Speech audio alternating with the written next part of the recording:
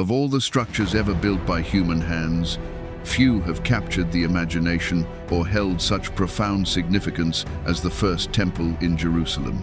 You might think of it as just an ancient building, a magnificent relic of a long-lost kingdom, its story buried under millennia of dust and conflict. But you would be mistaken. The Temple of Solomon was more than gold and stone. It was a prayer made manifest, a promise fulfilled, and the very dwelling place of God on earth. Its construction wasn't merely a great architectural achievement. It was the culmination of a 480-year-long journey that began with a fugitive people in a windswept desert. To understand the temple, you have to understand the dream that birthed it. And that dream didn't begin with Solomon. It began with his father, David. Stay with me, because the story of why David, the great warrior king, a man after God's own heart, was forbidden from building this house is the key to understanding its true purpose. Let's rewind. For centuries, the presence of God among the Israelites was portable. It was housed in the tabernacle, a sacred tent designed by God himself and built under the direction of Moses in the Sinai wilderness. This was a sanctuary on the move, a symbol of a God who journeyed with his people through their wanderings, their battles, and their conquests. When the Ark of the Covenant, the physical representation of God's throne and covenant, was inside the Holy of Holies in that tent, God was with Israel. But after generations of struggle, King David finally brought the Ark to his new capital, Jerusalem, the city he had conquered and established as the heart of his kingdom. One night, sitting in his own magnificent palace, a house built of the finest cedar from Lebanon, a divine discontent settled upon David's heart. He turned to the prophet Nathan and said, "Here I am, living in a house of cedar, while the Ark of God remains in a tent." It was a statement of profound piety and humility. How could he, a mortal king, live in such luxury, while the King of Kings resided in a temporary structure?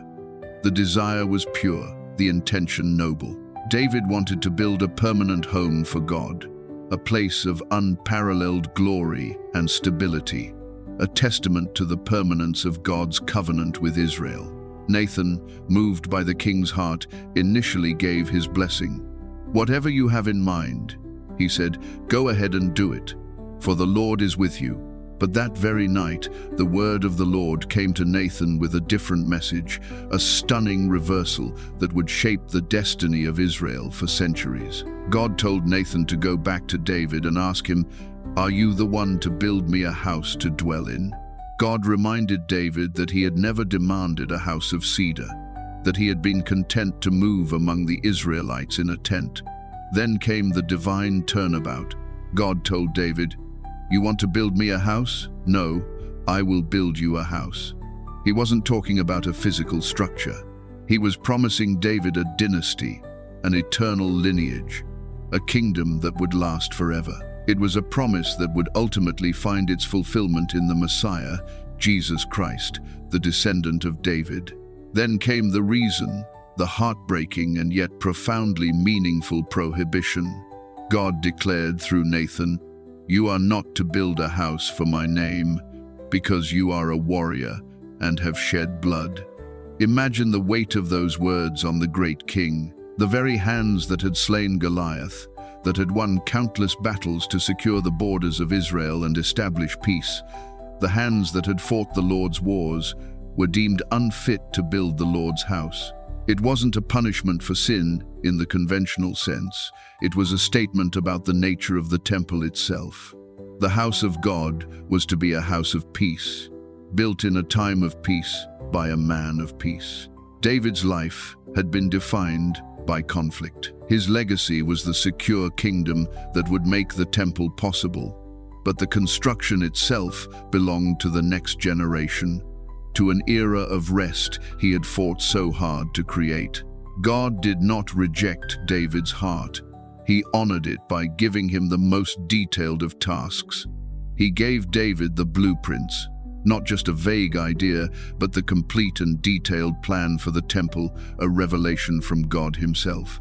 David became the architect, the planner, the fundraiser. He spent the rest of his reign gathering a colossal treasure for the project.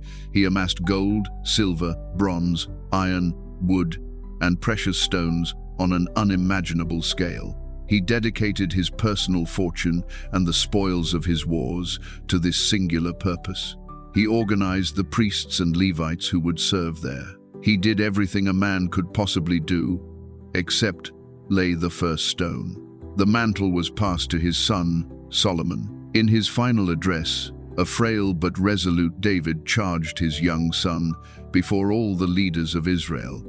"My son Solomon is young and inexperienced, and the house to be built for the Lord should be of great magnificence and fame and splendor in the sight of all the nations.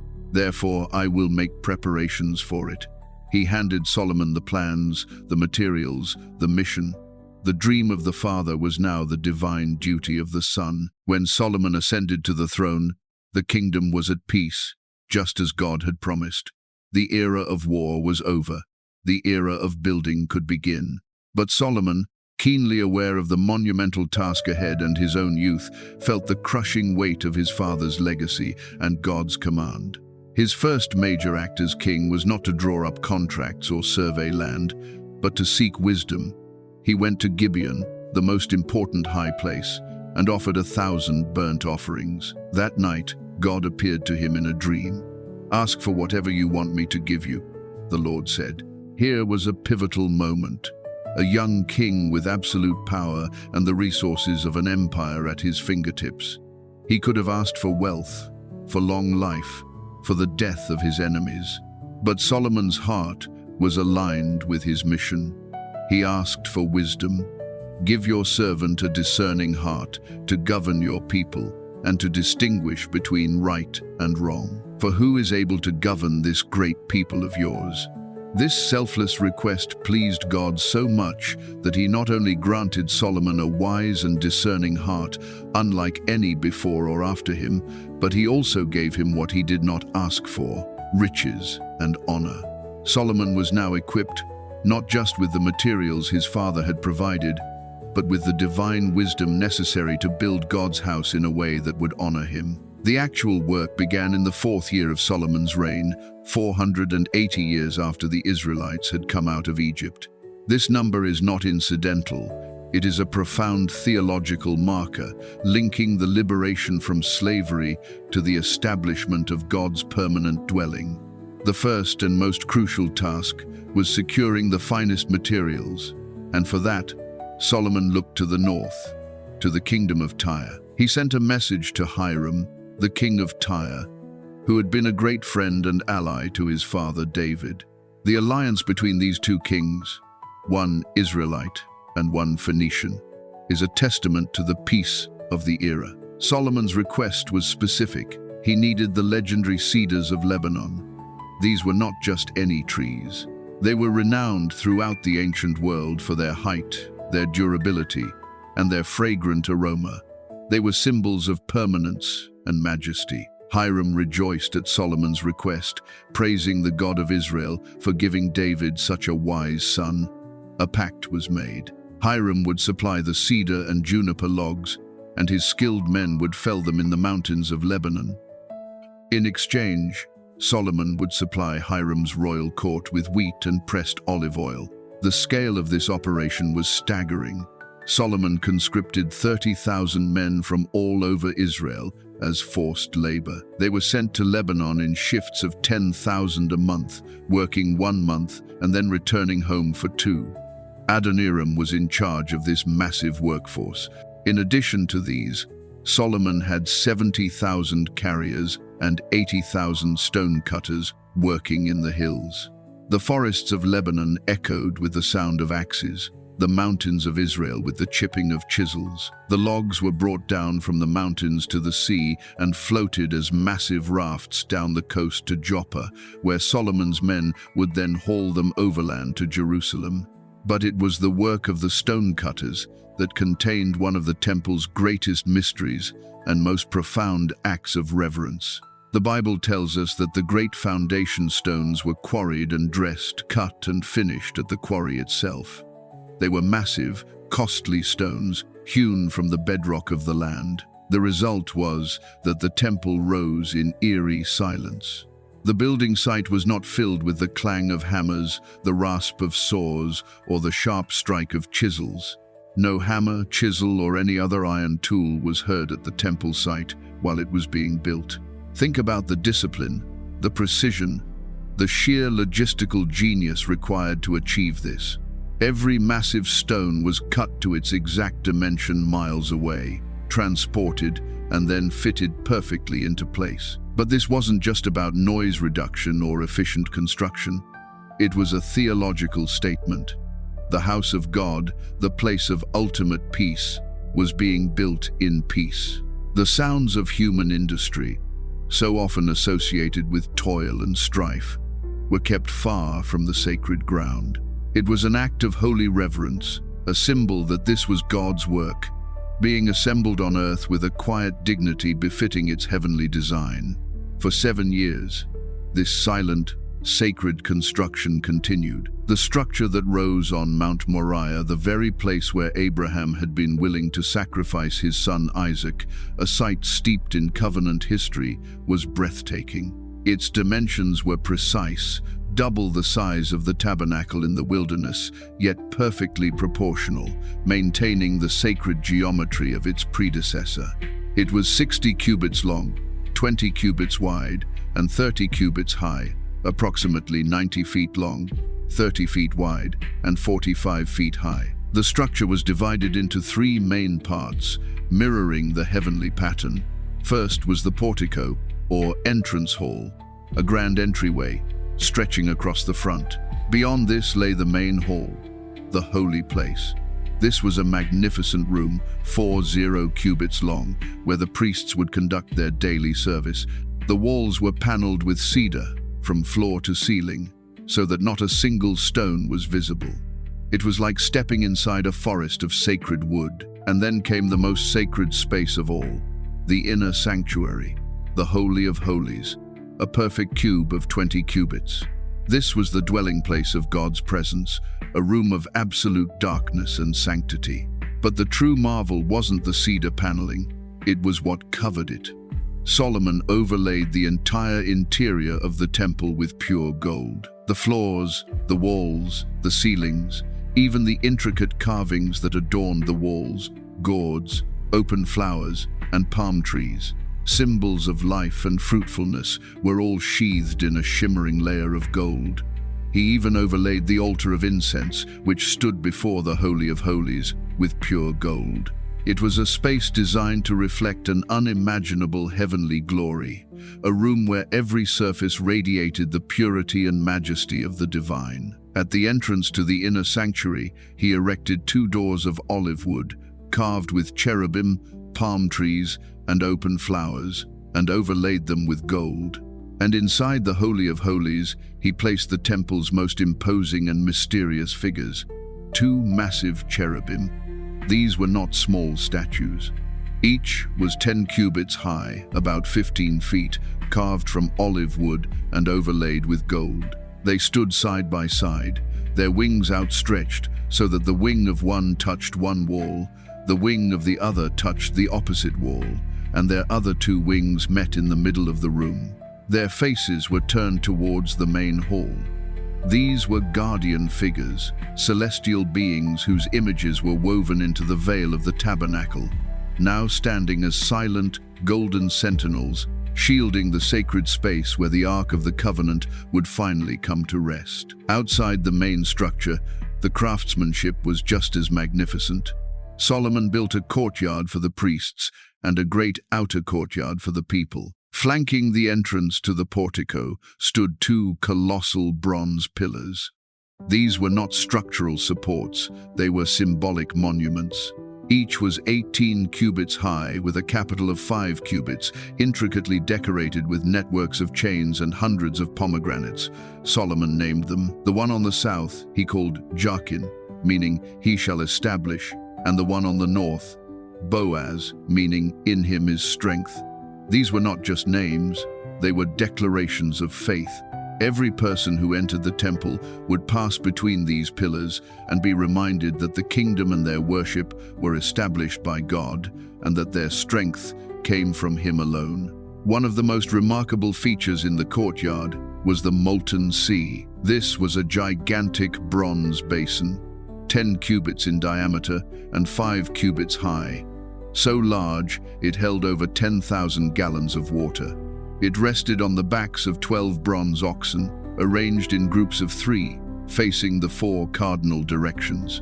This sea served as a massive laver for the priests to wash and purify themselves, a symbol of the immense cleansing needed to approach a holy God. Alongside it were 10 smaller bronze basins on wheeled stands, also used for washing the items used in the sacrifices. After 7 years of tireless, silent, and sacred work, the temple was finished. It was an architectural marvel, a jewel box of gold, cedar, and stone, a testament to Solomon's wisdom and Israel's devotion. But it was still just a building, a magnificent, empty shell. It lacked the one thing that would give it meaning, the very reason for its existence: the presence of God. The day of dedication was one of the most momentous occasions in the history of Israel. Solomon assembled all the elders, the heads of the tribes, and the leaders of the nation in Jerusalem. The purpose was to bring the Ark of the Covenant of the Lord up from the city of David and place it in its final resting place. A great procession began. The priests and the Levites carried the Ark, and as they moved, Solomon and the entire assembly of Israel sacrificed so many sheep and cattle that they could not be recorded or counted. The priests carried the ark into the inner sanctuary, the Holy of Holies, and placed it beneath the wings of the great golden cherubim. The ark contained only the 2 stone tablets of the law that Moses had placed in it at Horeb, the physical evidence of the covenant between God and His people. The long poles used to carry the ark were so long that their ends could be seen from the holy place, but not from outside. They would remain there, a permanent reminder of the journey that had finally come to an end. And then, it happened. As the priests withdrew from the holy place, a cloud filled the temple. This was no ordinary cloud. This was the Shekinah, the visible manifestation of the glory of the Lord, the same pillar of cloud that had guided the Israelites through the desert. The glory was so overwhelming, so powerful, that the priests could not stand to perform their service. God had come. He had filled His house. He had accepted their offering. The empty shell was now a true sanctuary. Seeing this, Solomon raised his hands to heaven and began one of the most beautiful and profound prayers ever recorded. He stood before the altar of the Lord in front of the whole assembly of Israel. He blessed the people, reminding them that God had fulfilled the promise He made to his father, David. Then he knelt, spreading his hands toward heaven, and spoke to God not as a distant deity, but as a covenant-keeping Father. He began by acknowledging God's greatness. Lord, the God of Israel, there is no God like you in heaven above or on earth below you, who keep your covenant of love with your servants, who continue wholeheartedly in your way. But then he asked a question of staggering theological depth. But will God really dwell on earth? The heavens, even the highest heaven, cannot contain you. How much less this temple I have built? Solomon understood. He knew that this magnificent structure could never truly contain the infinite God.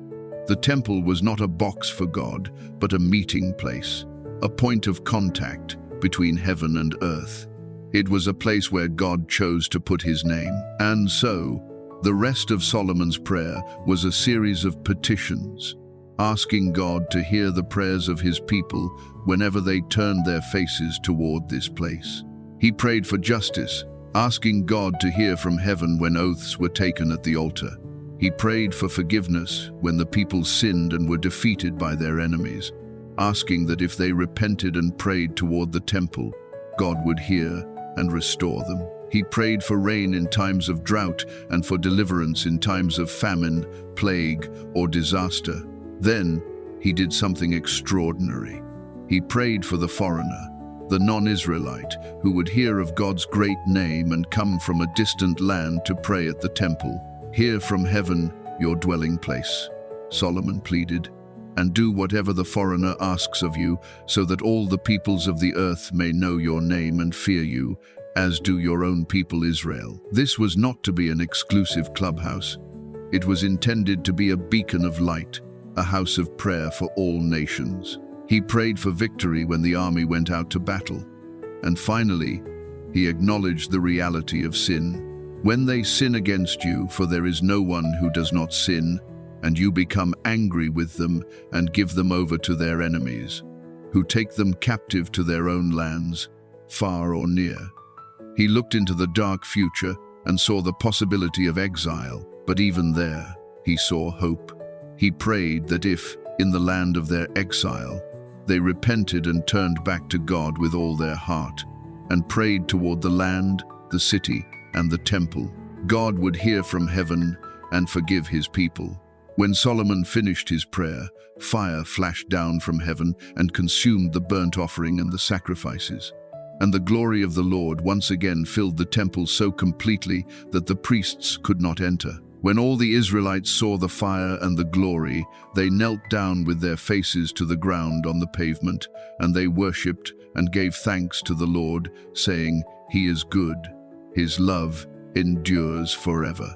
The celebration lasted for 2 weeks, a feast of dedication and joy unlike anything Israel had ever seen. The dream was complete. The promise was fulfilled. God was dwelling among his people in a house built for his name. But the story doesn't end there. After the celebrations were over, the Lord appeared to Solomon a second time, just as he had at Gibeon.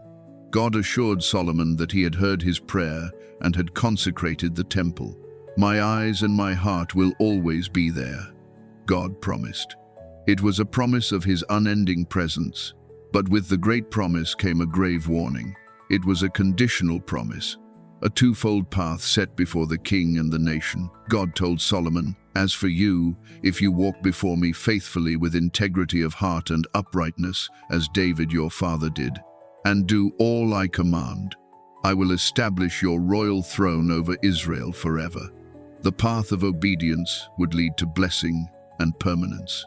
Then came the other side of the coin, a prophecy so chilling it must have sent a shiver down the king's spine. "But if you or your descendants turn away from me and do not observe the commands and decrees I have given you, and go off to serve other gods and worship them, then I will cut off Israel from the land I have given them and will reject this temple I have consecrated for my name. Israel will then become a byword and an object of ridicule among all peoples." The warning became even more specific and devastating. "This temple will become a heap of rubble. All who pass by will be appalled and will scoff and say, 'Why has the Lord done such a thing to this land and to this temple?' People will answer, 'Because they have forsaken the Lord their God. They have embraced other gods, worshipping and serving them. That is why the Lord brought all this disaster on them.'" There it was, the entire future of the nation and this glorious building, laid out in stark terms. The temple was not a magic charm that guaranteed God's favor regardless of the people's actions. It was a symbol of a covenant, and a covenant has two sides. Its permanence was entirely dependent on Israel's faithfulness. In its moment of greatest glory, the shadow of its future destruction was already cast. This magnificent achievement, Solomon's crowning glory, carried within its very foundation the seed of its own ruin, a ruin that would come to pass centuries later when the Babylonians would tear it down, stone by stone, just as God had warned. So, the first temple was far more than a king's great achievement. It was the physical embodiment of Israel's relationship with God. In its silent construction, it spoke of peace. In its golden interior, it reflected heavenly glory. In its dedication, it became a conduit for God's presence. And in the divine warning that consecrated it, it became an eternal lesson that God desires a house not ultimately of stone and gold, but of faithful, obedient, and repentant hearts. It stood as a magnificent, tangible prayer and a foreshadowing of an even greater reality to come, the reality of God dwelling not in a temple made with human hands, but within his people, through his Son, who is the true temple. Now, after hearing this story, I have to ask you, what does the concept of a house for God mean to you today? We see the immense effort, the reverence, the treasure that Solomon poured into this physical building. How do we, in our own lives, build a space worthy of God's presence? Leave your thoughts in the comment box below. We are living in a time where understanding these foundational stories is more critical than ever. If this journey into the heart of Solomon's temple has deepened your understanding of the biblical narrative, give this video a thumbs up and share it with someone who needs to hear it. This lets us know you want to continue exploring the deep truths hidden within these ancient pages. And if you're ready to see what happened to the most sacred object within this temple, click the video you see on your screen right now. The Lost Ark of the Covenant, uncovering the final mystery. The clues have been there all along. Blessings.